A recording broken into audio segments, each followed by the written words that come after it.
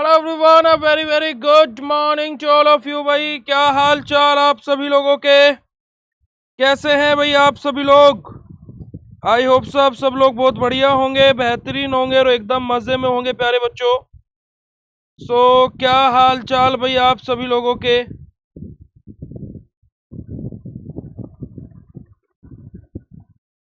जल्दी से सेशन को ज्वाइन कर लेंगे भाई। गुड मॉर्निंग, जय श्री कृष्णा, राधे राधे जी। और हमारी प्रीवियस ईयर क्वेश्चन पेपर की सीरीज को आगे बढ़ाते हुए आज हम लोग हमारी इनऑर्गेनिक केमिस्ट्री के प्रीवियस ईयर क्वेश्चन पेपर को स्टार्ट करने जा रहे हैं। ठीक है जी। अब आप लोगों को भली भांति याद होगा कि लास्ट लेक्चर में हम लोगों ने हमारे फार्मास्यूटिक्स के पिछले 4 साल के पेपर्स को हम लोगों ने डिस्कस किया था, राइट। और आज हम लोग हमारी क्या है बेटा जी, हमारी इनऑर्गेनिक की सीरीज को स्टार्ट कर रहे हैं। अब इनऑर्गेनिक की सीरीज को स्टार्ट करते करते मैं आप लोगों को एक और चीज बता देता हूं कि हमारी जो पेन किलर बैच में जो हमारी ये क्लासेस चल रही हैं, अब ये मैं यहाँ पर 2024 का पेपर लेकर के आया हूं। इसके जस्ट एंड होते ही 5 मिनट के ब्रेक के बाद हम लोग 2023 का भी पेपर स्टार्ट करेंगे। ठीक है प्यारे बच्चों, आ रही है बात समझ में, यस और नो? तो सभी लोगों को सबसे पहले तो कंफर्म कर देना है कि क्या आप सभी लोगों को मेरी वॉइस और मेरी वीडियो क्लियर है। और आप सभी लोगों को जय श्री कृष्णा, राधे राधे जी। और स्वागत करते हैं आप सभी लोगों का हम लोग आज के इस लाइव सेशन में। जय श्री कृष्णा, राधे राधे बेटा जी। गुड मॉर्निंग, राधे राधे, जय श्री कृष्णा, राधे राधे जी। चलिएगा, अब फार्मास्यूटिकल इनऑर्गेनिक केमिस्ट्री अगर जो आप लोग यहां पर देखोगे तो 2023-24 का ये पेपर हमारा रहने वाला है ना। 2023-24 का हम लोग पेपर यहां पर डिस्कस कर रहे हैं। ओके, चलिएगा जी। अब यहां पर 2 नंबर के हमारे जो क्वेश्चंस आए हुए हैं फाइनल एग्जाम में, हम लोग उन क्वेश्चंस को देख लेते हैं। देखिए, काफी सारे स्टूडेंट्स की एक डिमांड आ रही है कि सर महा इंपोर्टेंट क्वेश्चन कब से बताना स्टार्ट करोगे? तो बेटा जी, ऑन योर डिमांड हम लोग महा important question previous year question paper के जस्ट बाद ही आपको बता देंगे। ठीक है, क्योंकि कि आप लोग खुश रहने चाहिए, सबसे मेन टारगेट वो है। सबसे पहला क्वेश्चन देखिएगा कि what is the mechanism of action of hydrogen peroxide which is use as an antimicrobial. कि हमारा एंटी माइक्रोबियल के तौर पर जो हमारा हाइड्रोजन पेरोक्साइड हमारा यूज होता है, उसका बेटा बेसिकली हमारा क्या मैकेनिज्म ऑफ एक्शन रहता है कि वो एज एन एंटी माइक्रोबियल के तौर पर उपयोग होता है। यानी कि सिंपल सा हम लोगों को यहाँ पर हाइड्रोजन पेरोक्साइड का मैकेनिज्म ऑफ एक्शन लिखना है एज एन एंटी माइक्रोबियल के तौर पर। कहां से आपका क्वेश्चन है? यूनिट नंबर 3 से आपका बेटा जी लास्ट टॉपिक एंटी माइक्रोबियल से आपका ये क्वेश्चन लिया गया है। ठीक है प्यारे बच्चों, नेक्स्ट क्वेश्चन आपका, what do you understand by the term monograph? Monograph से आप लोग क्या समझते हैं? फार्माकोपिया के अंदर मोनोग्राफ आप लोगों को मैंने जब फार्माकोपिया पढ़ाया था तो मोनोग्राफ के बारे में भी बताया था। तो जो मोनोग्राफ के बारे में बताया था वो ही आपको यहाँ पर मोनोग्राफ के बारे में लिख देना है कि मोनोग्राफ क्या होता है और कौन कौन सी चीजें आती है मोनोग्राफ में। हमारी solubility, dose, pH, stability, identification, ये सारी की सारी चीजें ऐसे ये सब कुछ हमारा मोनोग्राफ के अंदर आता है। अगला question, name a compound which is use as an acidifier as well as expectorant. भाई ऐसा कौन सा कंपाउंड है जो एसिडिफायर और एक्सपेक्टोरेंट दोनों ही प्रकार से यूज होता है? तो बेटा जी, एसिडिफायर में भी हमारा एक एग्जाम्पल लिया गया है अमोनियम क्लोराइड का, और वही सेम एग्जाम्पल एक्सपेक्टोरेंट में भी है। तो एक वर्ड का आंसर है ammonium chloride is used as an acidifier as an expectorant, या फिर आप खाली यहां पर एसिडिफायर लिख करके भी छोड़ सकते हो। तो बताइएगा एक शब्द में 2 नंबर कंफर्म। तो आपके जो वो महान आपके गाइडर थे इस पूरे सेमेस्टर में फार्मा की जर्नी में, जो आपको ये बोलते थे कि भैया जब तक कॉपी नहीं भरोगे तब तक पास नहीं हो सकते हो, भाई 2-2 नंबर के क्वेश्चन 1 वर्ड भी आंसर होते हैं।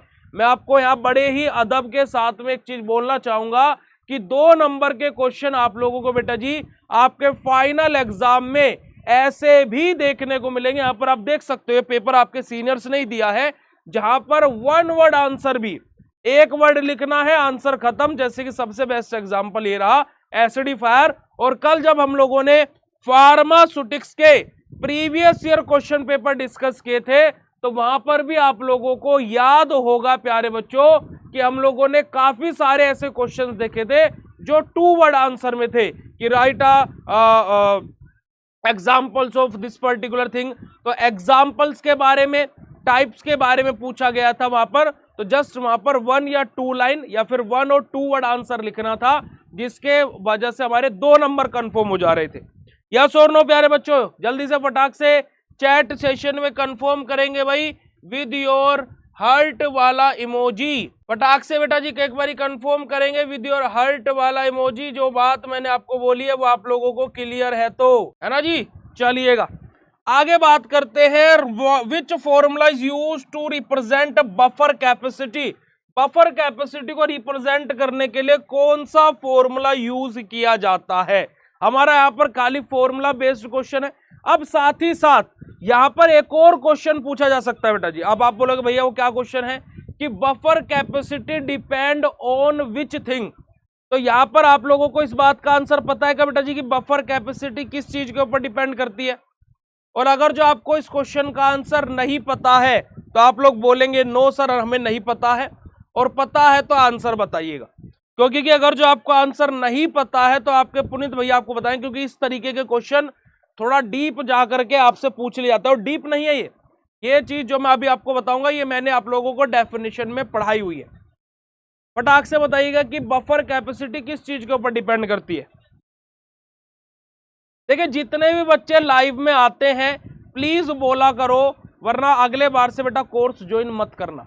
क्योंकि कि मैं सच में बोलना चाहूंगा कि आप पैसा दे करके इस कोर्स में आए हो, कोई फ्री फंड में या मुफ्त चैरिटी इधर नहीं चल रही है, ठीक है। और आप अगर जो बोलेंगे नहीं, आपको समझ में आया हो तो बोला करो, नहीं आया तो भी बोला करो ना भाई। आपने पैसा दिया है, आप कोर्स में खरीद करके आए हो, ऐसे थोड़े ना आ गए हो कि चुपचाप रहना पड़ेगा, दब कर रहना पड़ेगा। नहीं भाई साहब, आपको समझ में आता है तो धड़ल्ले से यस बोला करो ताकि कि हमें भी कंफर्म हो। प्लीज आप लोग इन चीजों को अपने अंदर इनबिल्ड कीजिए। नहीं पता है बफर कैपेसिटी किस चीज के ऊपर डिपेंड करती है बेटा, बफर कैपेसिटी डिपेंड करती है एब्सोल्यूट कंसंट्रेशन के ऊपर। अगला क्वेश्चन है define radioactivity, what are the units of radioactivity. Radioactivity क्या होते हैं बेटा जी, हमारा जो सब्सटेंस हमारा रेडिएशन को बाहर निकाल रहा है वो रेडियो एक्टिव सब्सटेंस, और इस एंटायर प्रोसेस को रेडियो एक्टिविटी बोलते हैं। और यूनिट क्या होती है रेडियो एक्टिविटी की, जरा फटाक से चैट सेशन में लिख करके बताएगा what is the unit of radio activity.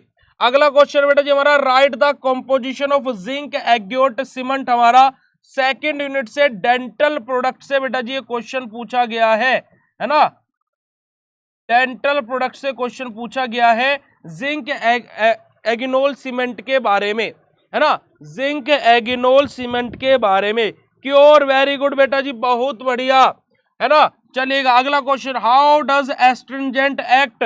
Astringent किस प्रकार से कार्य करते हैं, क्या काम करते हैं, गुच्छा बनाने का काम करते हैं ना एस्ट्रिंजेंट अपना।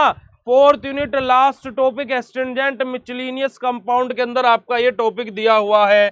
अगला question, why formaldehyde is use in the assay of ammonium chloride. Ammonium chloride के एस्से में फॉर्मेल्डिहाइड का क्यों उपयोग किया जाता है। अब ये क्वेश्चन आप लोगों को लगेगा थोड़ा सा भैया आउट ऑफ बॉक्स आ गया है, बट बेटा जी इस तरीके क्वेश्चन प्रैक्टिकल बेस्ड भी आपसे इनऑर्गेनिक में पूछ लिए जाते हैं। क्यों, क्योंकि कि आपकी जो फर्स्ट यूनिट का सेकंड पोर्शन है वो प्रैक्टिकल बेस्ड ही है, और इस तरीके के क्वेश्चन आपसे एग्जाम में पूछ लिए जाते हैं। इसी वजह से आप लोगों के लिए प्रैक्टिकल नॉलेज भी बेहद ज्यादा इंपॉर्टेंट हो जाती है फार्मास्यूटिकल इनऑर्गेनिक केमिस्ट्री के लिए और आपकी फार्मास्यूटिकल एनालिसिस के लिए। अगला क्वेश्चन देखिएगा, state the principle involve in the limit test of iron. हमारा लिमिट टेस्ट फॉर आयरन में हमारा कौन सा प्रिंसिपल इन्वॉल्व रहता है। हमारा अगर जो आप लोगों को याद होगा हमारे क्या है, फेरस आयन रिएक्ट करते हैं थायोग्लाइकोलिक एसिड के साथ में, जहां से फेरस थायोग्लाइकोलेट बनता है, अगर जो आप लोगों को प्रिंसिपल याद होगा। और हमारा आयरन का लिमिट टेस्ट कलर डिपेंडेंट होता है, यहाँ पर हम लोगों को वोलेटाइल ग्रीन हमारे कलर शो यहाँ पर होते हैं। Right pharmaceutical use of the activated charcoal and sodium thiosulphate. Activated charcoal और सोडियम थायोसल्फेट के हमें फार्मास्यूटिकल यूजेस लिखने हैं, यानी कि दो दो यूजेस हम लोग लिख सकते हैं। साथ ही साथ बेटा जी हमारा क्या है, एक्टिवेटेड चारकोल कैसे यूज होता है, हमारा एड्सॉर्प्शन, हमारा क्या है एंटीडोट के तौर पर यूज होता है, चीजों को एब्जॉर्ब करने के लिए यूज होता है। अब इस तरीके का क्वेश्चन अगर जो आपसे पूछ लिया जाए बेटा जी, तो आपको फाइनल एग्जाम में एक चीज का बड़े ही भली भांति ध्यान रखना है। क्या ध्यान रखोगे बेटा जी, कि इस तरीके के क्वेश्चन में आप लोगों को सबसे पहले उस पर्टिकुलर चीज का फॉर्मूला लिखना है और फिर उसके आगे कहानी को बढ़ाना है। तो बड़े ही सिंपल से फार्मास्यूटिकल इनऑर्गेनिक केमिस्ट्री के क्वेश्चंस यहाँ पर आपसे पूछे गए हैं। और अगर जो मैं बात बोलूं तो मेरे प्यारे बच्चों को मैं जितना जानता हूं, तो बच्चे कहां पर आकर के अटकेंगे, इस क्वेश्चन में 100% आप लोग अटक सकते हो। उसके अलावा इस वाले क्वेश्चन में आप लोग अटक सकते हो, उसके अलावा इस वाले क्वेश्चन में आप लोग अटक सकते हो। बाकी सबके सब क्वेश्चन आप लोग इजीली कर ले जाओगे, जो बच्चा मुझसे पहले दिन से पढ़ा हुआ है। ठीक है जी, तो ये आप लोगों के क्या है, सिंपल से क्वेश्चन से है, जो कि मैंने यहाँ पर आप लोगों को दिखा दिए। अब हमारा सेकंड पोर्शन आ जाता है बेटा जी, हमारे टू पार्ट हम लोगों को यहाँ पर करने हैं। पहला क्वेश्चन है discuss the term expectorant, illustrate the mechanism preparation, हमारा किसका, अमोनियम क्लोराइड का। एक्सपेक्टोरेंट से आपका क्वेश्चन देखने को मिल गया। अब इस पेपर डिस्कशन में कुछ क्वेश्चंस ऐसे भी तो पता लगने चाहिए जो भैया हमारे पेपर में फाइनल में आएंगे ही आएंगे। तो प्यारे बच्चों, मैं यहाँ पर आप लोगों को कुछ क्वेश्चंस लिखवा देता हूं। चलो पहले पेपर डिस्कस कर लेते हैं, फिर 3 क्वेश्चन ऐसे बताऊंगा जो फाइनल एग्जाम में आएंगे ही आएंगे। ठीक है, 3 क्वेश्चन इस लाइव सेशन में मैं आप लोगों को ऐसे बताऊंगा कि जो आपके आएंगे ही आएंगे पेपर में। ठीक है जी, दूसरा क्वेश्चन है बेटा जी आप लोगों का impurity, eliminate the various sources of impurity with example in detail, कि हमारे अलग अलग सोर्सेज क्या होते हैं इम्प्यूरिटीज के, और उनके एग्जांपल के साथ हमें चीजों को यहाँ पर एक्सप्लेन करना है। और लास्ट क्वेश्चन हमारा क्या है बेटा जी, हमारा right in detail about the precautions and pharmaceutical application of radio active substance, कि कौन कौन से प्रिकॉशंस और कौन कौन सी फार्मास्यूटिकल एप्लीकेशन होती है हमारी रेडियो एक्टिव सब्सटेंस की, उसके बारे में हम लोगों को यहाँ पर बताना है। अब मैं यहाँ पर बेटा जी आप लोगों को एक सिंपल सी बात बताऊं, 2 क्वेश्चन मैं यहाँ पर आप लोगों को बता रहा हूं जो आप लोगों के फाइनल एग्जाम में आएंगे ही आएंगे। पहला क्वेश्चन है बेटा जी आपका क्या, इम्प्यूरिटीज, क्या है बेटा जी, इम्प्यूरिटीज। और दूसरा क्वेश्चन है बेटा जी आपका एंटा एसिड्स। इन 2 क्वेश्चनों को देखिए, पहले ही पेपर मैंने यहाँ पर आप लोगों के सामने डिस्कस करना स्टार्ट किया है, और पहले ही पेपर में मैंने आप लोगों को लगभग आपका 17 से लेकर के 14 से 17 नंबर का पेपर आपको बता दिया है। जी हाँ, आपका बेटा जी या तो ये 10 नंबर में आएगा, या ये भी 10 नंबर में आ सकता है, दोनों 10 नंबर में आ सकते हैं, या फिर ये 7 नंबर में, ये भी 7 नंबर में आ सकता है, या फिर एक 10 में और एक 7 में आ सकता है। ये क्वेश्चन आप लोगों के फाइनल एग्जाम में जरूर देखने को मिलेंगे। पहले ही पेपर डिस्कशन में अभी और भी बताऊंगा, इन 2 क्वेश्चनों को जरूर से जरूर लिख लेना। अब इन 2 क्वेश्चनों को जान करके कैसे लगा, फटाक से चैट सेशन में हार्ट वाला इमोजी भेज करके कंफर्मेशन दे देंगे भाई। देखिएगा पहला क्वेश्चन बेटा जी हमारा क्या है, describe the principle procedure and apparatus use in the limit test for arsenic along with the chemical reaction and diagram. अब देखिएगा बेटा जी यहाँ पर हमसे डायग्राम के बारे में पूछ लिया गया, बट अगर जो आर्सेनिक का लिमिट टेस्ट आता है डायग्राम के बारे में पूछे भी ना, तो भी हम डायग्राम बनाएंगे।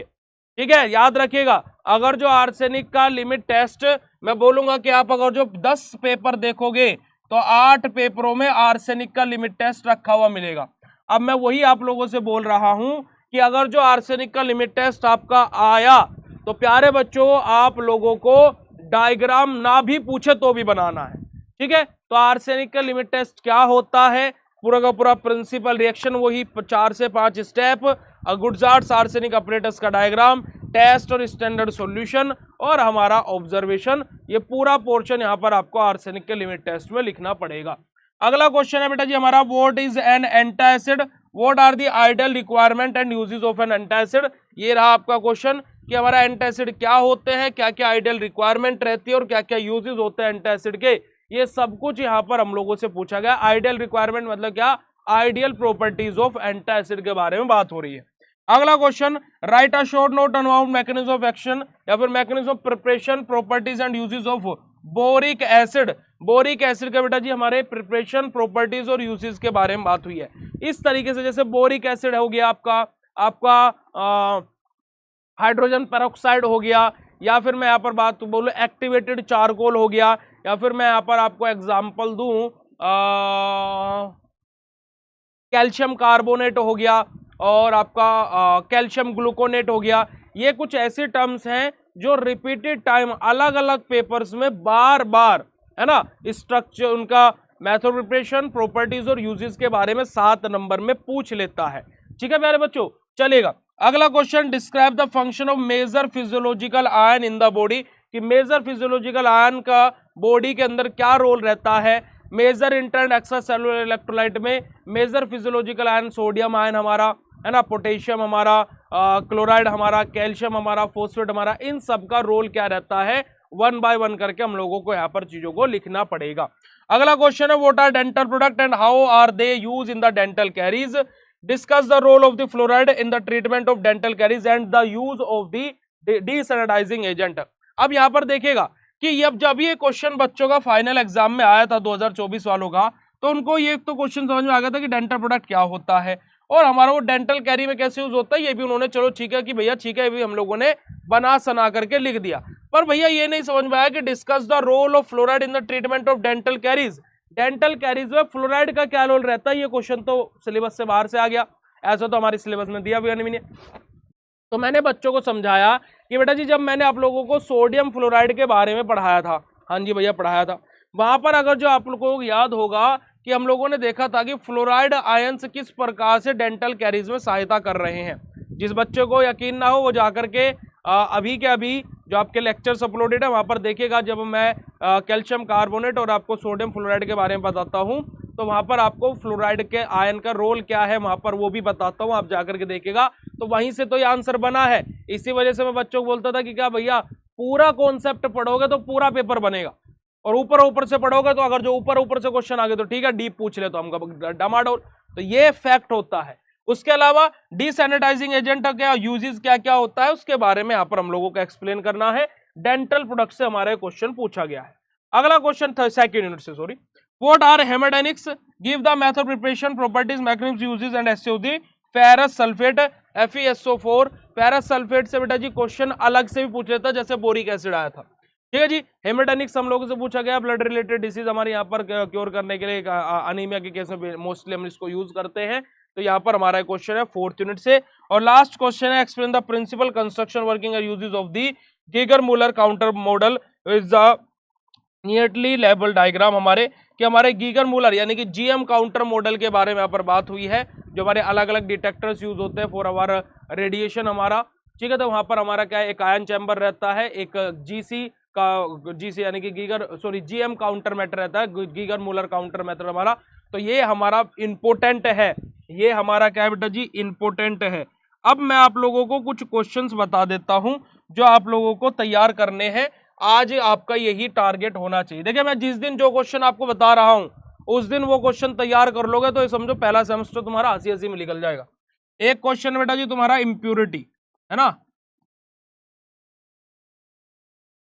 एक क्वेश्चन बेटा जी तुम्हारा इम्प्योरिटीज, दूसरा क्वेश्चन बेटा जी तुम्हारा एंटा एसिड,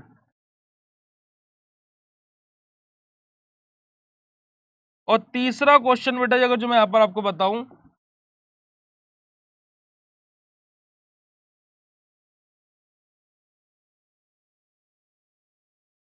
रेडियो फार्मास्यूटिकल में एक टॉपिक आपका है क्या, अल्फा बीटा गामा रेडिएशन, और दूसरा आपका क्या है, जो अभी हम लोगों ने डिटेक्टर्स, जो अभी मशीनरी हम देख रहे थे, है ना, हमारे रेडिएशन को डिटेक्ट करने के लिए, है ना, हमारा आयन चैम्बर हो गया, हमारा, है ना, जीएम काउंटर मेथड हो गया, गीगर मुलर। तो ये हमारे 4 है जो इंपॉर्टेंट मैंने आपको बताए हुए हैं, उन चारों को। यहाँ से ये जो मैंने क्वेश्चंस आपको लिखवाए हैं, आपको लगभग बेटा जी 20 से 25 नंबर का पेपर आपको यहाँ से देखने को मिलेगा। ठीक है, अब इनको तैयार करना नहीं करना वो आपके हाथ में है, आपके ऊपर डिपेंड करता है। हाँ, आप इनको पढ़िए, कोई डाउट होता है तो आपके पुनीत भैया इधर खड़े हुए, ठीक है जी, आपके पुनीत भैया इधर खड़े हुए। अब मैं यहाँ पर अगर जो इस पेपर की बात करूं, तो हालांकि मैं तो सारे ही क्वेश्चन अटेम्प्ट कर लेता, बट अगर जो मैं बात करूं कि मैं कौन से क्वेश्चन पर क्वाइट क्या है अपना आपको क्या समझता, कॉन्फिडेंस समझता, तो मैं यहाँ पर कौन कौन से क्वेश्चनों के साथ में जाता। मैं यहाँ पर सबसे पहले जाता बेटा जी क्वेश्चन नंबर 1 के साथ में, मैं यहाँ पर फिर जाता दूसरे क्वेश्चन को करता मैं, फिर उसके बाद में मैं तीसरे क्वेश्चन को नहीं, मैं discuss the function of major physiological ion को करता, उसके बाद में मैं डेंटल प्रोडक्ट वाले क्वेश्चन को करता, और फिर लास्ट में मैं हमारा क्या है गीगर मुलर काउंटर वाले को करता। मैं 5 छठे और तीसरे नंबर के क्वेश्चन को स्किप कर देता। तो ये 5 क्वेश्चन मैं बेसिकली अटेम्प्ट करता इस पर्टिकुलर पेपर में से, अगर जो फाइनल एग्जाम में ये पेपर मेरा आता। तो बेटा जी आप लोग भी क्या है अपनी प्रैक्टिस के अकॉर्डिंग इन क्वेश्चंस को सोल्व करना। देखिए एक दिन में एक पेपर लगाओगे तो 20 दिन के इस टाइम पीरियड में आप 20 पेपर सोल्व कर चुके होंगे, है ना। एक दिन में एक पेपर निकालने का टाइम निकालो, एक दिन में एक पेपर लगाने का टाइम निकालो बेटा जी, ठीक है। और काफी सारे बच्चे सोचेंगे भैया अभी तो कुछ पढ़ा ही नहीं है तो फिर क्या से निकाले, तो भाई वो तो फिर तो आपका तो केस ही अलग है, आपका तो फिर केस ही अलग है।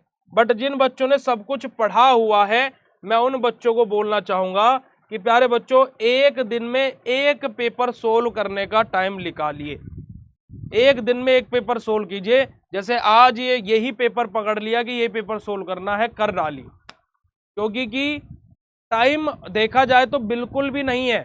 काफी सारे बच्चे सोच रहे होंगे कि अभी तो बहुत टाइम है, फाइनल टाइम टेबल जब आएगा तब तैयारी शुरू करेंगे। देखिए सिंपल एक फैक्ट पर मैं बात करूंगा, और जो कि हर एक बच्चे को मानना पड़ेगा कि जब हमारे पास में टाइम है किसी चीज को तैयार करने का 6 मंथ का, ठीक है, और हम उसकी प्रिपरेशन कर रहे हैं 6 डेज में, तो क्या भैया रिजल्ट के तौर पर हम लोगों को जिस बच्चे ने 6 महीने तैयारी करी है उसके जितना पोटेंशियल, उसके जितना सोर्स ऑफ इनकम क्या इस बच्चे को ये डिजर्व करता है? तो मेरी नजरों में तो बिल्कुल भी नहीं करता है, और मेरी क्या नजरों में, वो किसी की नजरों में इतना डिजर्व नहीं करता है कि भाई एक आदमी वो है जो 10 साल से मेहनत कर रहा है किसी चीज के लिए, और एक आदमी वो है जिसे 10 दिन ही हुए हैं। तो भाई 10 साल वाला ज्यादा उस चीज को डिजर्व करता है। कंपनी में एक्सपीरियंस मांगते हैं, न्यू बोर्न को कुछ नहीं मिलता है, ठीक है, और ये एक्सपीरियंस वाला बंदा है 6 महीने जो तैयारी करके आया है।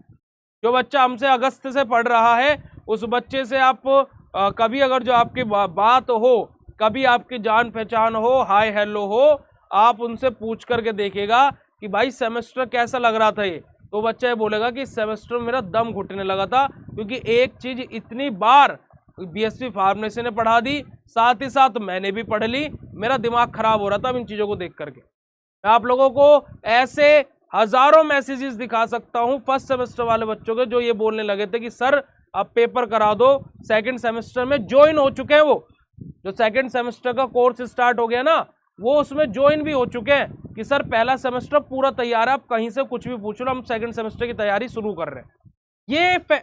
ये फर्क है जो हम लोग एक इम्पैक्ट डाल रहे हैं मार्केट में। मैं उस चीज को, ये 15 डेज कोर्स मेरे मन से पूछोगे तो मेरा मन कभी नहीं करता कि 15 दिन का कोर्स लॉन्च करूं, बट स्टूडेंट की नीड है इस वजह से हमें करना पड़ता है, स्टूडेंट की डिमांड है इस वजह से हमें करना पड़ता है। वरना बच्चे 10-10 हजार रुपए भी फेंकने को तैयार रहते हैं एग्जाम से एक दिन पहले कि भैया बस पास करा दो, ठीक है। और आपके मन में भी ये कभी ना कभी ख्याल आता होगा अगर जो आपने तैयारी नहीं करी है कि यार चाहे कोई पैसे ले ले पर मुझे पास करवा दे। मैं फैक्ट बोलता हूं हमेशा, गलत मैं कुछ बोलता ही नहीं हूं, जो सत्य है वो बोलता हूं, और जो इसी वजह से मेरी बातें कट भी लगती है हर किसी को। तो ये बातें भाई साहब आप लोगों को समझनी पड़ेगी, ये बातें आप लोगों को माननी पड़ेगी कि आपके पास में एक सेमेस्टर तैयार करने का 6 महीने का टाइम है और आप उसको 6 दिन में लगे पड़े हो जाएगा आपका पेपर। मैं बोलता हूं कि मैं जब तक खड़ा हुआ पेपर खराब नहीं हो सकता है, जो मैंने बोल दिया वैसे कर लो बस। बट इस 6 महीने वाले की तुलना नहीं कर सकते अब आप आकर के। अब आप ये भी डिजर्व कर रहे हो कि ये टॉपिक क्यों नहीं पढ़ाए जा रहे हैं, खाली पेपर ही क्यों बताया जा रहा है। ना भाई साहब, इस टाइम पर ये पेपर ही खाली बताया जा सकता है। इसका सॉल्यूशन आपके कोर्स में अपलोडेड है। कोर्स ओपन करो, एंटी माइक्रोबियल पढ़ना है तो 3rd यूनिट में जाओ, एंटी माइक्रोबियल देखो, पढ़ना शुरू करो। ये अब आपका काम है, ये अब हमारी रिस्पॉन्सिबिलिटी नहीं बची है। ये बात आपको समझनी पड़ेगी और मैराथन क्लास में सब कुछ पढ़ाएंगे। तो प्लीज इन चीजों को आप सीरियस नोट पर लीजिए, प्लीज इन चीजों को आप देखिए, जानिए, ताकि कि आप लोग चीजों को कर सके। ठीक है, चलेगा। तो thank you so much for joining this session बेटा जी। और अभी हम लोग 10 मिनट बाद हमारा नेक्स्ट 2023 का पेपर आप लोग के सामने लेकर के आ रहे हैं। जल्दी से बता दीजिएगा कि ये सेशन आप लोगों को कैसा लगा और ये क्लास कैसे लगी, फटाक से चैट सेशन में कंफर्म कर दीजिएगा। उसके बाद में हम लोग नेक्स्ट सेशन को स्टार्ट करते हैं। जल्दी से बताइएगा बेटा जी ये क्लास कैसी लगी, है ना। हाँ बिल्कुल सही बात बोल रहे हो बेटा जी कि सेकंड सेमेस्टर भैया पहले दिन से पढ़ेंगे। बिल्कुल यही तो मुझे सुनना था, पहले दिन से पढ़िए, सेमेस्टर की तैयारी आप पहले दिन से कीजिए, क्योंकि बेटा जी यही चीज आपके आगे चल के फ्यूचर में भी आने वाली है। यही चीज आगे चल के आपके फ्यूचर में भी आपको बताई जाने वाली है। ठीक है, चलेगा। Thank you so much, love you all बच्चा जी, bye bye, have a nice day to all of you. Thank you so much, मिलते हैं अभी 10 मिनट में। Thank you so much.